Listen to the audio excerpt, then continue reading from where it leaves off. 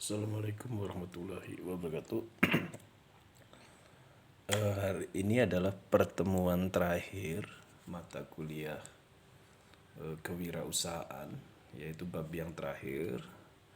Nanti bahan UAS-nya yaitu materi setelah UTS sampai dengan bab evaluasi dan tindakan korektif. Ya. Oke, kita bab yang terakhir ini adalah membahas evaluasi dan tindakan korektif. Ya, sebab di dalam bisnis juga agar kita terus sering memperbaiki bisnis kita agar lebih baik, maka kita perlu diadakan yang namanya tindakan evaluasi. Ya, tindakan evaluasi, kemudian juga bagaimana tindakan korektif. Ya, oke. Di sini kita akan membahas masalah apa itu evaluasi. Kalau dalam pengertian manajemen, yaitu evaluasi adalah tindakan untuk membandingkan, ya, antara prestasi yang sudah diraih atau hasil yang sudah diraih. Jadi evaluasi itu ada apabila sudah ada hasil atau prestasi yang kita raih. Jadi tidak mungkin ada evaluasi kalau kita belum menghasilkan prestasi atau belum menghasilkan suatu hasil. Apakah hasil itu baik atau buruk, yaitu namanya hasil, ya. Membandingkan antara prestasi yang sudah diraih atau hasil yang sudah diraih dengan target yang ditentukan sebelumnya, ya. Jadi kita membandingkan antara hasil dengan target yang telah kita buat, ya. Tentunya yaitu cara membandingkannya yaitu dengan metode-metode tertentu. Nanti kita akan bahas setelah tayangan ini. Kemudian adalah yang kedua adalah apa itu tindakan korektif. Korektif dari ada kata koreksi, yaitu memperbaiki, adalah melakukan perbaikan-perbaikan setelah menemukan sumber permasalahan ketika mengadakan evaluasi. Jadi ketika Anda mengadakan evaluasi, sesungguhnya Anda itu harus mencari apa yang menyebabkan permasalahan-permasalahan sehingga target tidak bisa tercapai atau target tidak sesuai dengan prestasi yang sudah diharapkan. Target tidak sesuai dengan prestasi yang telah diraih, ya, maksudnya. Nah, jadi di sini kita harus mencari perbaikan. Perbaikan ada apabila kita menemukan masalah. Maka di dalam bisnis ada istilah yang terkenal, yaitu kegagalan adalah kesuksesan yang tertunda. Ya, ini bisa dianggap benar apabila setiap kegagalan dipelajari, ya, apabila setiap yang kita gagal itu dipelajari. Mengapa bisa terjadi kegagalan? Kemudian kita mencari variabel apa saja yang mempengaruhi kegagalan tersebut. Kemudian sebisa mungkin diperbaiki agar ke depan tidak terjadi kegagalan lagi. Jadi kegagalan bisa menjadi sukses yang tertunda apabila kita belajar dari kegagalan tersebut, atau kita harus mencari variabel apa yang menyebabkan kegagalan tersebut. Bukan saja kita mencari penyebab permasalahannya, tapi bagaimana kita memperbaiki ke depan agar tidak terjadi kegagalan lagi. Maka kegagalan adalah kesuksesan yang tertunda itu bisa terlaksana apabila Anda melaksanakan hal yang tadi, ya. Nah, selanjutnya adalah karena di dalam bisnis setiap permasalahan harus dipelajari sehingga perusahaan bisa tangguh dalam menghadapi situasi apapun. Jadi perusahaan yang tangguh adalah perusahaan yang sering menghadapi masalah dan dia tidak lari dari masalah itu. Masalah itu dia hadapi, dia telaah, dia analisis, kemudian dia menyelesaikan permasalahan tersebut. Kalau dia terbiasa menghadapi setiap permasalahan, kalau dia sudah terbiasa menghadapi setiap permasalahan, maka dia akan siap menghadapi situasi apapun. Maka perusahaan bisa menjadi perusahaan yang tangguh dalam menghadapi situasi apapun. Nah, contoh, misalkan kita berbisnis saat ini sedang mengalami pandemi. Pertumbuhan ekonomi turun, yang tadinya 5% kemudian turun jadi 2%, 1%. Karena permintaan konsumen tertekan, kan. Nah, maka dari itu bagaimana kita caranya, yaitu dalam menghadapi permasalahan situasi sulit tadi sehingga kita bisa memecahkan permasalahan tersebut. Misal tadinya Anda buka restoran yang terbuka, kemudian bagaimana restorannya Anda jemput bola, di mana Anda juga mengirimkan makanan take away, ya. kemudian Anda melalui makanan melalui online, delivery dan sebagainya.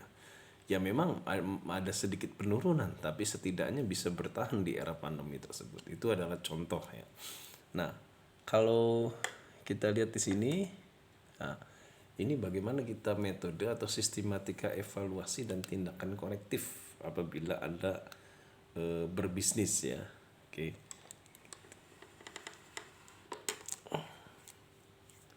Ya, kita lihat di sini supaya tampak semua gambarnya. Ya.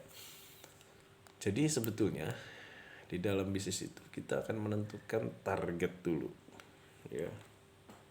Kita menentukan target bisnis kita di sini. Ya, kalau bisa target bisnis ini indikatornya harus terukur. Ya. Jadi jangan kita membuat target tapi kita tidak bisa mencapainya. Tapi indikatornya harus terukur, bisa diukur. Kemudian dilaksanakan, ya, implementasi itu dilaksanakan. Kemudian hasil prestasi yang sudah diraih, ya. Nah, hasil implementasi ini, prestasi yang sudah diraih, Anda melakukan proses evaluasi. Apa itu proses evaluasi? Yaitu Anda membandingkan antara target bisnis dengan hasil. Itu mengapa terjadi penyimpangan, ya, mengapa terjadi penyimpangan. Nah, ketika terjadi penyimpangan, Anda harus menemukan variabel masalahnya. Nah, ketika menemukan variabel masalahnya ketemu, maka Anda bisa melakukan tindakan perbaikan. Tindakan perbaikan 2, apakah ada implementasi yang salah? Nah, ini, apakah ada implementasi yang salah? Ya, di sini apakah kitanya dalam membuat target terlalu muluk, terlalu tidak realistis sehingga hasil prestasi yang sudah diraih tidak sesuai dengan target. Maka perlukah kita merubah target bisnis? Tapi kalau misalkan implementasinya yang salah, ini jangan menyalahkan target bisnis. Nah, jadi di sini tindakan korektif ini, ya, proses evaluasi ini membandingkan, ya, antara target bisnis dengan prestasi yang sudah diraih, itu dibandingkan. Ya, dibandingkan di sini, kemudian dievaluasi, menemukan apakah yang implementasinya yang salah atau targetnya yang salah. Oke, kita coba implementatif ya, lebih implementatif. Misal begini, kita membuat target bisnis tahun 2022. Ya. 22 ini kita membuat target bisnis yang indikatornya apa? Misalkan kenaikan penjualan, ya. Kenaikan penjualan misalkan sebesar 50%. Nah, yang kedua adalah bertambahnya segmen market kita. Taruhlah kita tadinya segmen market wilayahnya Indramayu, kita mencoba buka di Cirebon, berarti segmen marketnya ada di Cirebon, tercapai tidak gitu kan ya, nanti ini target bisnisnya. Yang ketiga, target bisnisnya ada kenaikan keuntungan, ya, kenaikan keuntungan. Nah, terus yang keempatnya adalah peningkatan kualitas produktif, peningkatan kepuasan konsumen melalui survei konsumen. Nah, misalkan ada 4 tadi. Yang pertama adalah penjualan, yang kedua adalah segmen pasar, yang ketiga adalah keuntungan, yang keempat adalah naiknya tingkat kepuasan konsumen melalui survei. Jadi ketika kita membuat target bisnis itu harus terukur. Contoh, penjualan itu kan terukur. Kita bisa lihat dari hasil-hasil penjualan ya, ada catatannya. Yang kedua, kita berhasil tidak mengambil market masyarakat Cirebon. Apabila kita buka, itu akan kelihatan, ya, mereka membeli produk kita tidak. Terus yang ketiga adalah keuntungan, bisa kelihatan dari laporan rugi laba kita setelah penerimaan dikurangi dengan biaya-biaya. Dan yang keempat adalah tadi tingkat kepuasan konsumen. Kita bisa survei tingkat kepuasan konsumen dari hasil survei, ya. Nah, ini kita membuat targetnya taruhlah tahun 2021 awal, kemudian dilaksanakanlah selama 1 tahun. Nah, akhir tahun 2022 baru kita kelihatan prestasi yang sudah diraihnya berapa. Misal, target bisnis hanya ada kenaikan 20%, tidak mencapai 50% penjualannya. Yang kedua yaitu target market di Cirebon tidak begitu besar, tidak sebegitu besar kayak di Indramayu misalkan. Yang ketiga, keuntungan tidak begitu tinggi, ya, hanya bisa menutupi biaya saja. Yang keempat, misalkan tanggapan konsumen di sana banyak yang 40% atau 40% banyak tidak memuaskan. Nah, di sini kita bandingkan, kenapa ini tidak sesuai dengan prestasi yang sudah diraih, ya. Maka kita adakan proses evaluasi. Proses evaluasi kita menemukan variabel. Nah, baru yang lama itu ini proses evaluasi itu ketika kita menemukan variabel-variabel apa. Misal penjualan. Kenapa penjualannya itu tidak mencapai target? Bisa jadi apakah faktor kompetisi yang tinggi di sana, apa bisa faktor pandemi karena tingkat permintaan menurun, atau bisa jadi faktor letak tempat berjualan kita dan sebagainya dan sebagainya. Nah, selanjutnya adalah tingkat segmen pasar. Mungkin kita belum menemukan pelanggan kita dalam 1 tahun. Ya, kita belum menemukan customer kita dalam 1 tahun.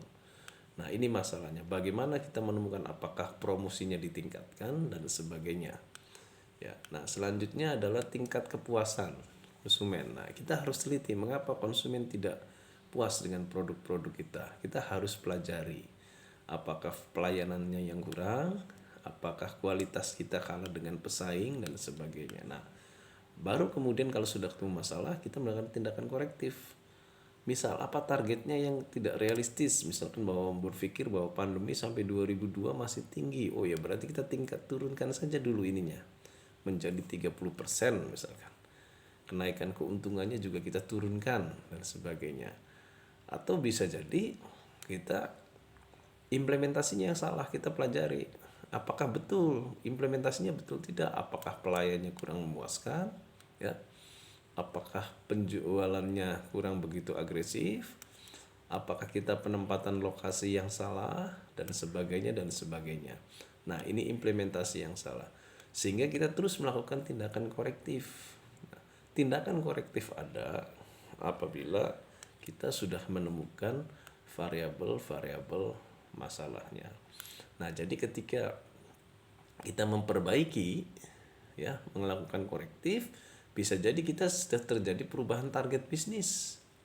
Kalau memang bisnis targetnya itu adalah tidak sesuai dengan kemampuan, baik kemampuan internal maupun kondisi eksternal. Atau bisa jadi targetnya sudah betul, implementasinya yang tidak terawasi, ya.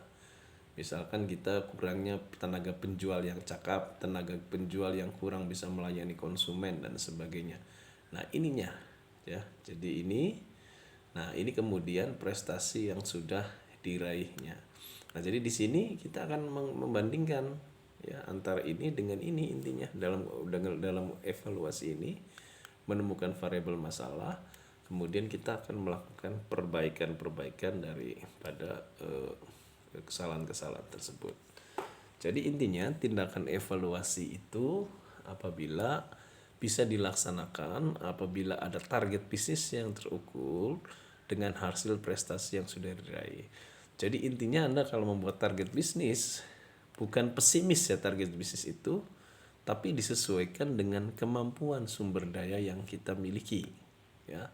Harus terukur, hitungannya harus terukur. Misalkan kayak penjualan itu terukur kan, kepuasan konsumen itu terukur bisa melalui survei, kemudian keuntungan itu bisa terukur, ya. Segmen pembeli itu bisa terukur dengan siapa yang membeli produk kita. Jadi ininya harus terukur.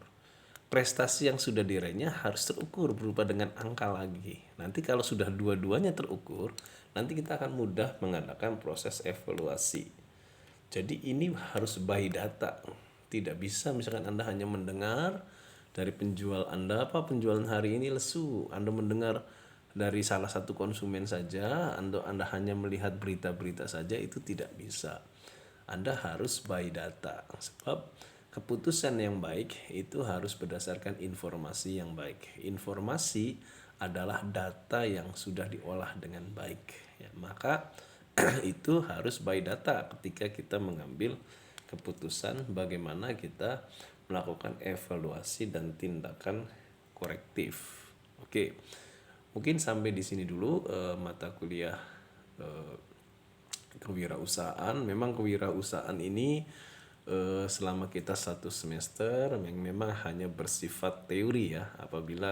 Apalagi kita di masa pandemi ini hampir 50% lebih pendidikannya yaitu menggunakan daring.